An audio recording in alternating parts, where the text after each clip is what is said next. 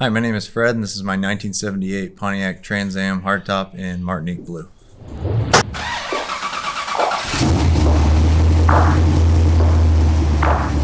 Ironically, this car is named after the Trans Am race series. They licensed it from SCCA, but Pontiac didn't make an engine small enough to race in it. So there's only been a couple Trans Ams that ever actually raced in the Trans American Challenge. Trying to go for kind of an old school look. Most of those guys run Minilites or Panasports. Those are kind of a Panasport look-alike, but I had to go 17s to clear the brakes, unfortunately. I'm not a big fan of big wheels, but had to do it.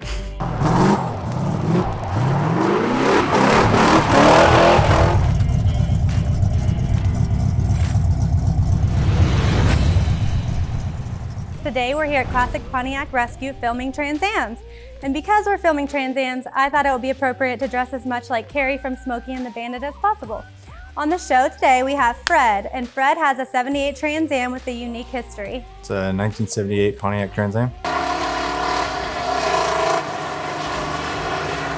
My dad had a 77 Bandit when I was a little kid, and like early memories is doing burnouts and drifts in a Bandit, and then smoking the Bandit ruined me. So as soon as I got a job here and got actual money, I bought myself a Trans Am. It's a hardtop, not a T-top, and I don't know, special car for me, I guess.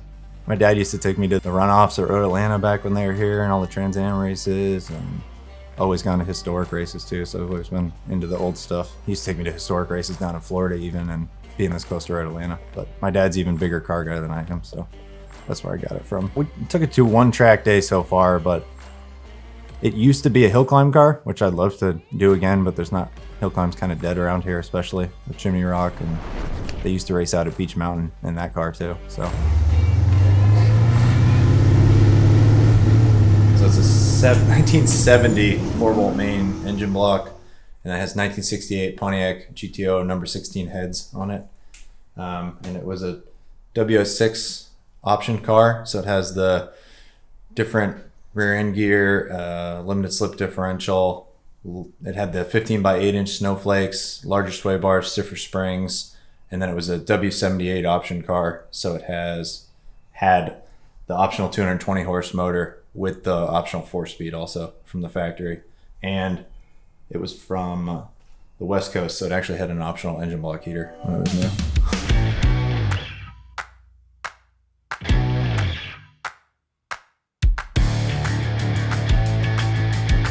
So Fred, tell me a little bit about your car and the history behind it. I got the car 5 years ago. It's an old hill climb race car.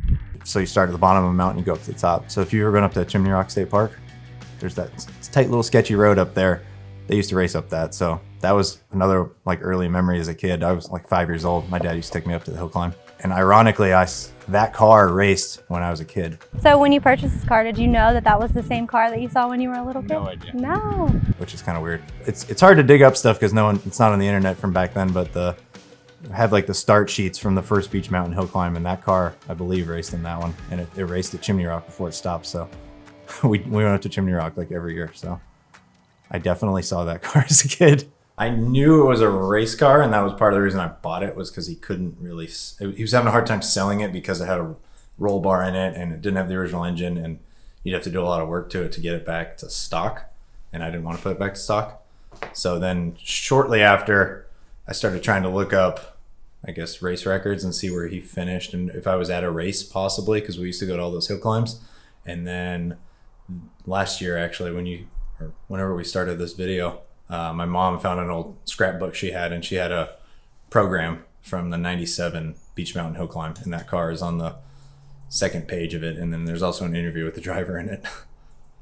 So I didn't find out, I guess, till you started this, that I was actually legitimately at a race. There's a couple pro touring ones around, but I think mostly they just kind of show them off, but people forget that these handled really well. So when the second gen came out, it was Herb Adams and John DeLorean did the suspension in these, so everyone thinks they're just big fat muscle cars, but the Trans Am, especially a WS6, which was a suspension package, they handle really, really well. So even in stock form, they handle a lot better than anyone realizes. This way? Okay. Oh, there's a lot to this. It smells nice. I just want to take it for a little street race.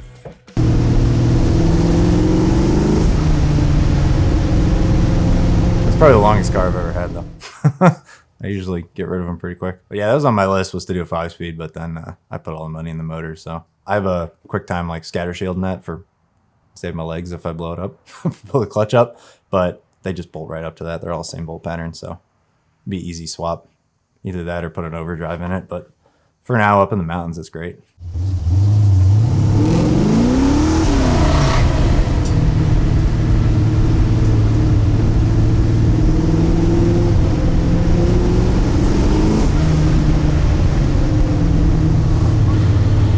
Here we are with the owner of Classic Pontiac Rescue, Joe Jackson. So Joe, tell me a little bit about your business here. We started the company in 2005. Me and my father started the company together. He retired about 6 years ago, and I took over the full operation of it. We specialize in Firebirds, Pontiac GTOs, pretty much anything General Motors, and we also do Mopar stuff, a little bit of everything,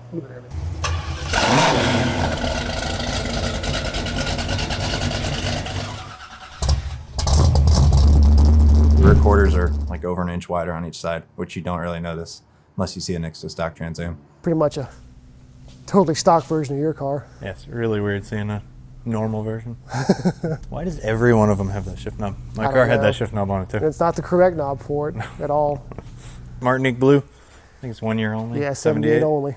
You got the guys that they want a totally original, you know, my car's got 20 miles on it and it's never had water put on it, and you know, they freak out when a bug hits the windshield. And when they're, I guess, Pontiac people really don't modify them as much. If that car was numbers matching, it'd be worth way too much money. Thankfully, the guy before me also raced it, so original motor's long gone. And you got guys like us that build them as hot as we can make them, and we scare ourselves when we go way too hot into a corner and we get a bunch of understeer and like, holy crap, we're going to wreck this thing. And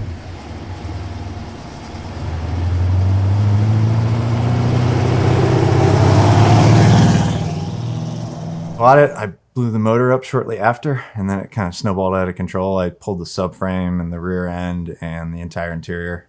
And I think the only thing original from when I bought it is probably like the roof and the doors. you know, it's just kind of, which both are cool, you know, it's just different strokes for different folks, I guess they say.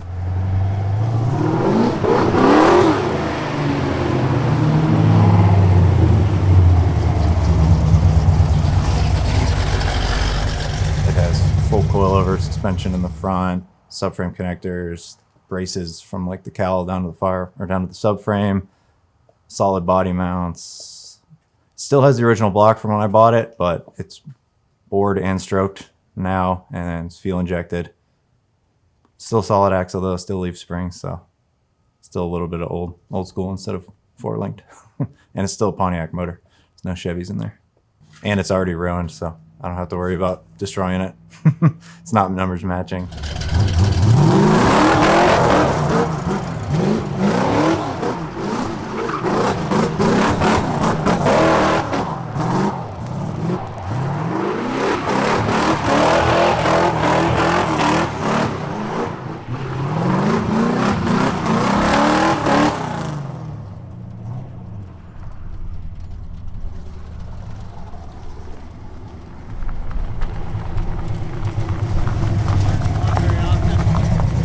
People do that don't have a car hobby. You know, drugs. I guess. It's cheaper. Yeah, way cheaper. Trans Ams are awesome. You should buy one. Call me when you're ready. What he said. All right, guys, hope you enjoyed the show. As always, hit like, subscribe, and hit the bell so you'll be notified next time we post a video.